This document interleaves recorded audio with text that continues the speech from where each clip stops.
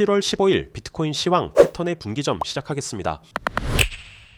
지난 시간에 이어 기본적으로 위와 같은 피보나치 기준점들을 짚고 넘어가 봅니다. 비트코인은 어제 신고점 갱신 릴레이가 진행되었는데 직전 117K 부근에서 딛고 올라가 그 다음 보고 있는 125K는 바로 치지 못했고 다시 내려와 현재 117K 부근에 도달한 상태가 됩니다. 평단여에 따라 다르겠으나 여유가 있는 편이라면 꾸준히 기다려 볼만하고 반대로 매수 물량이 없을 경우 현 117K는 손절 라인을 짧게 잡고 도전해 볼만한 구간이기도 하겠습니다. 다만 현재 고려해야 할 부분이 비트코인의 전체 사이클에서 자주 언급드렸던 것처럼 막바지 단계로 가고 있는 상황으로 꾸준히 인식해 볼 수 있는데 여전히 남아있는 두 가지 가능성, 엔딩 다이어고널이거나 피날레 슈팅이거나 이 부분을 고려해 봐야 합니다. 아직까지는 엔딩 다이어고널의 형태에 가까워 보이는데 이 경우 현재는 다음처럼 이런 구조가 일감이 됩니다. 큰 일봉의 파동 구조로 보았을 때 위 그림에서의 A, B, C 최초 구간, 즉 이 그림이 현재 다 끝났다고 단정 지을 수는 없으나 보통 엔딩 다이어고널의 일반적 모양이 다음처럼 2021년의 대표적 모양처럼 이런 형태로 나오기 때문에 현재의 진행이 엔딩 다이어고널이라면 그 첫 진행은 C의 고점이 어제의 타점 부근